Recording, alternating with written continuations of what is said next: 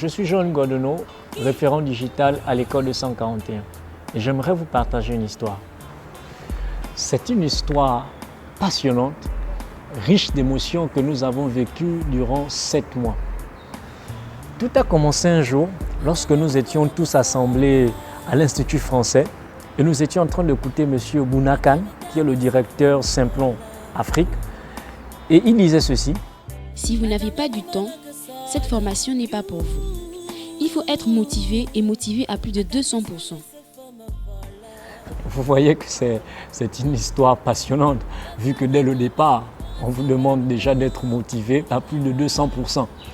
En plus de ça, une fois toutes les sélections faites, lorsque nous avons passé les entretiens, il fallait maintenant subir une phase de test durant 1 mois qu'ils ont surnommé la prairie. Ah là là là là là là là là. La prairie. La prairie, non, c'est vraiment, c'était stressant quoi. Vraiment, on venait le matin, on faisait des veilles, parfois 2 veilles le jour.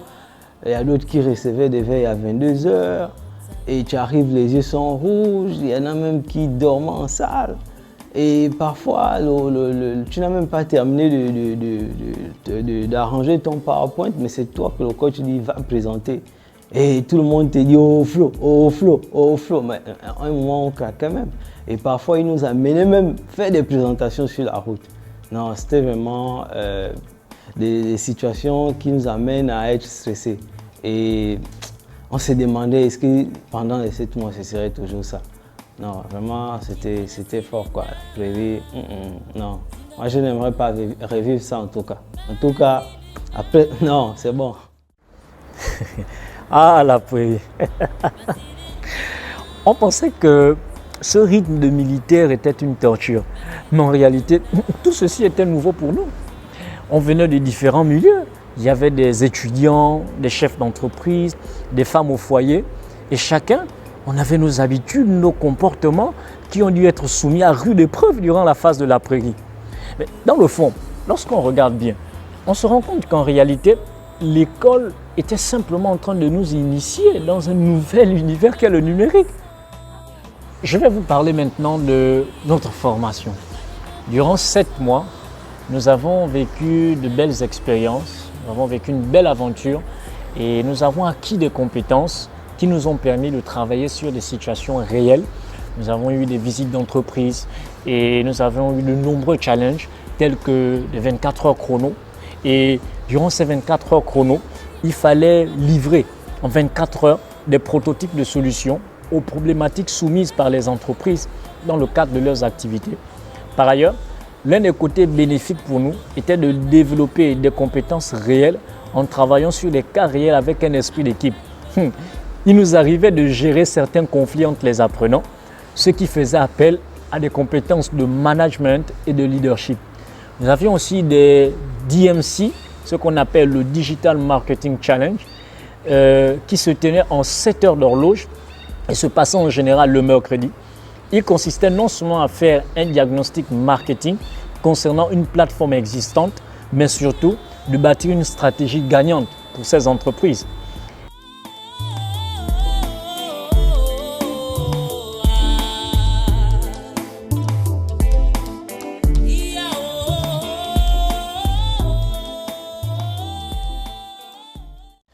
Mais ce n'est pas tout.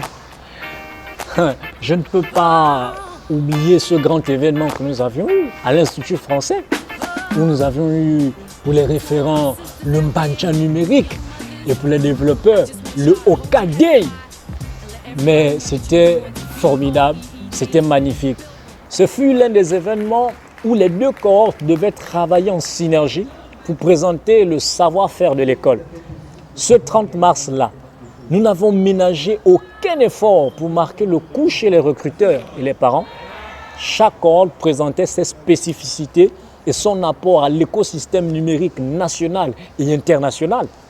En outre, ce fut une occasion de démystifier le numérique, car tout le monde était capable de devenir professionnel du domaine, peu importe le background social, professionnel ou scolaire et académique.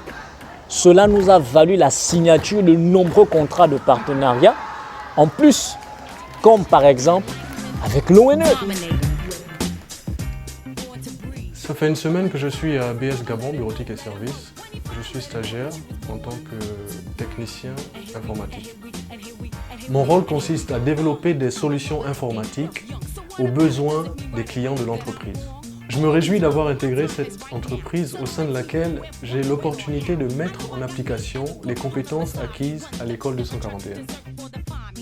Vous savez, l'école 241 a une particularité. Elle est capable de changer et de faire ressortir une meilleure version des gens. N'est-ce pas, Lynn?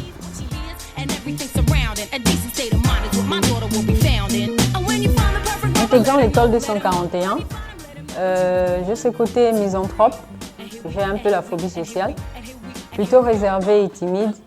J'aimais pas trop la compagnie des gens, donc ce qui fait que je parlais pas, j'abordais pas trop les gens. Grâce à l'école 241 et au leadership que j'ai suivi avec le coach Silver, il m'a été possible de détecter le potentiel que j'avais en moi. Ce qui fait qu'aujourd'hui, je suis capable de communiquer avec d'autres, je suis capable de donner du meilleur de moi. Je quitte du jeunesse solitaire au jeunesse solidaire et je suis la toute première reine de l'école 241. En fait, quand j'ai commencé, je n'étais pas la personne que je suis aujourd'hui. J'étais un peu plus renfermé, et je n'aimais pas trop parler aux gens parce que j'étais comme ça. Mais là, j'ai déjà changé, mon point de vue et ma perception des choses ont changé. En fait, comme le coach nous a expliqué, je revenais de la mer Rouge pour aller dans la mer Bleue. Mais puisque en allant dans la mer Bleue, je ne connaissais pas encore cet environnement, donc j'étais dépaysé. Et à force de rester, je me suis adapté et habitué. La formation de ma chérie au début était difficile, de la voir se réveiller tôt le matin et de se coucher tard parce que son coach l'envoyait des exercices tardivement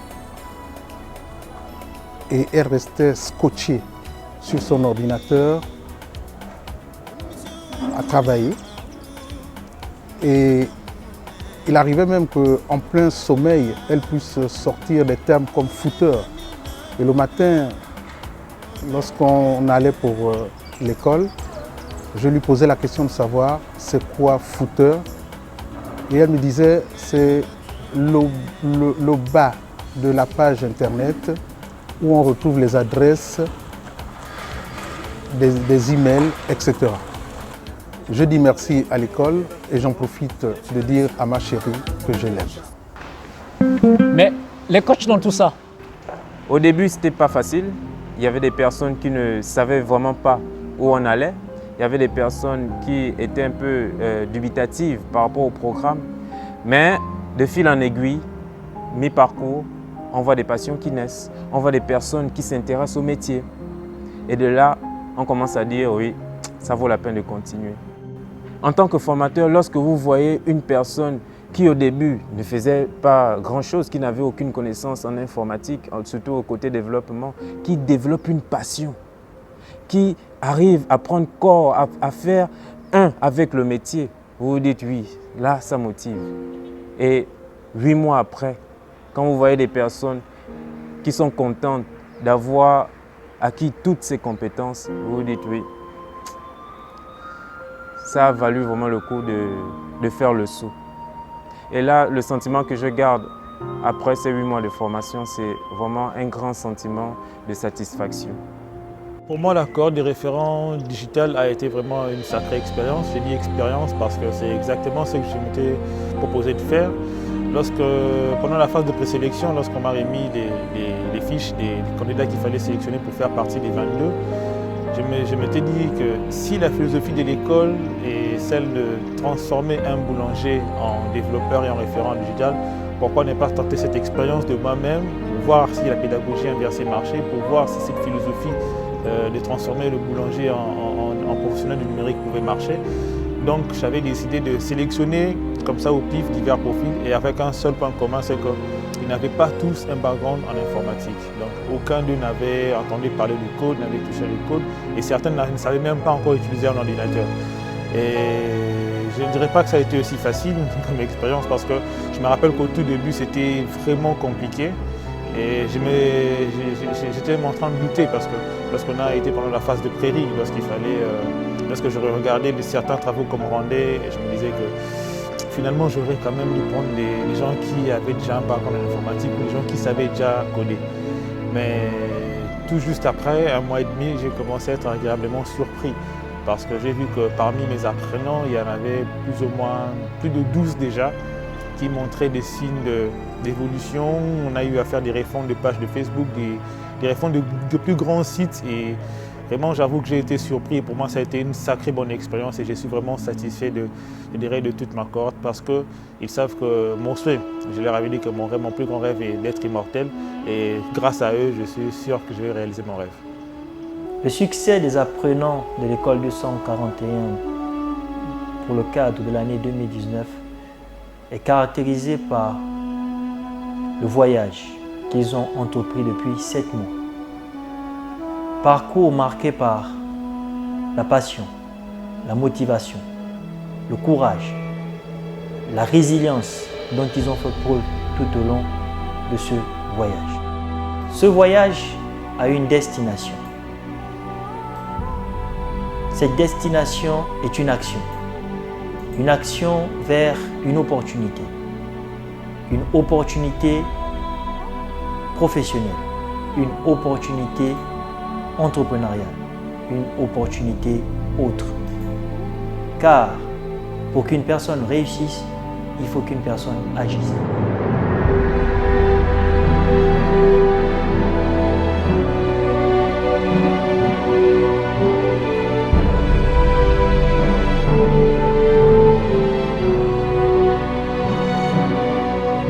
Nous avons décidé de créer l'école 241 parce que notre économie se digitalise. Et à la base de toute économie, il y a l'économie de la connaissance. Nous avons donc décidé de créer une école gratuite, ouverte à tout le monde, à différents types de profils, de personnes passionnées, de venir apprendre le savoir ou les savoirs autour du numérique, autour des technologies, mais aussi autour du leadership et du business, pour pouvoir être des acteurs capables d'aider les gouvernants, les grandes entreprises, les PME, les artisans, mais aussi les entrepreneurs dans leur volonté de se digitaliser. Le monde est en pleine transformation numérique. Les entreprises, elles aussi, veulent pouvoir accéder à cette multitude de personnes connectées, équipées et éduquées à l'utilisation des services numériques. Mais on a encore du mal à pouvoir retrouver un certain nombre de services de base, tels que la possibilité d'acheter son billet de train en ligne, la possibilité de pouvoir non seulement l'acheter, mais aussi de le payer en ligne, de pouvoir commander une pizza, de pouvoir commander un taxi, de pouvoir payer en ligne. Tout ceci n'est pas encore possible, simplement parce que même quand ces entreprises ont le souhait de le faire, il leur manque les compétences autour pour pouvoir les aider à le réaliser. Et il fallait, pour contribuer activement à la transformation de notre économie, mettre des compétences à leur disposition pour que toutes les idées de digitalisation que ces entreprises ont, elles puissent justement arriver à les mettre en œuvre, mais aussi à les déployer sur notre marché. Un apprenant au sortir de l'école 241 a appris d'abord à apprendre. Donc il est autonome, il est capable d'apprendre tout seul. La deuxième chose, c'est qu'il est devenu en fait une force de proposition. Donc lorsque vous l'avez à vos côtés, il est capable de penser toujours positivement, plus loin en termes d'amélioration qu'il peut apporter. Mais c'est aussi quelqu'un d'un peu plus robuste, c'est-à-dire il a une force de résistance beaucoup plus grande que d'autres personnes. Pourquoi? Parce que nous les avons mis à rude épreuve afin de pouvoir faire en sorte qu'ils soient capables de tenir beaucoup plus longtemps, quels que soient les événements, quelles que soient les difficultés qu'ils rencontrent. Mais c'est également quelqu'un qui est capable de créer de la valeur pour son environnement en résolvant les problèmes tout autour de lui. Mais pour finir, c'est quelqu'un qui a un caractère solide et fédérateur. Je remercie tout particulièrement l'ambassade de France qui a décidé de financer cette formation pour ces 45 apprenants. Je remercie aussi l'Organisation internationale de la francophonie pour toute l'infrastructure qui a été mise en œuvre pour permettre justement cette formation. Je remercie Simplon pour le support technique, le support pédagogique qui nous a permis justement de transférer ces compétences. Je remercie l'Office national de l'emploi pour l'insertion professionnelle de ces jeunes. Je remercie aussi tout particulièrement les coachs, Henri, Dimitri, la CME, Sylvie, le chef de projet, Hiverno. Je remercie coach Patrick, je remercie coach Rodrigue et toutes les autres personnes qui ont contribué activement à la vie de la fabrique. Merci. Ne vous avais-je pas dit que cette histoire était passionnante et riche d'émotions? Nous voici arrivés au terme de ces 7 mois de formation. Nous avons acquis des compétences, mais aussi un savoir-être qui nous positionne aujourd'hui comme étant des personnes capables d'apporter des solutions innovantes et de rendre chaque jour notre monde meilleur. Et vous savez quoi? L'histoire ne fait que commencer.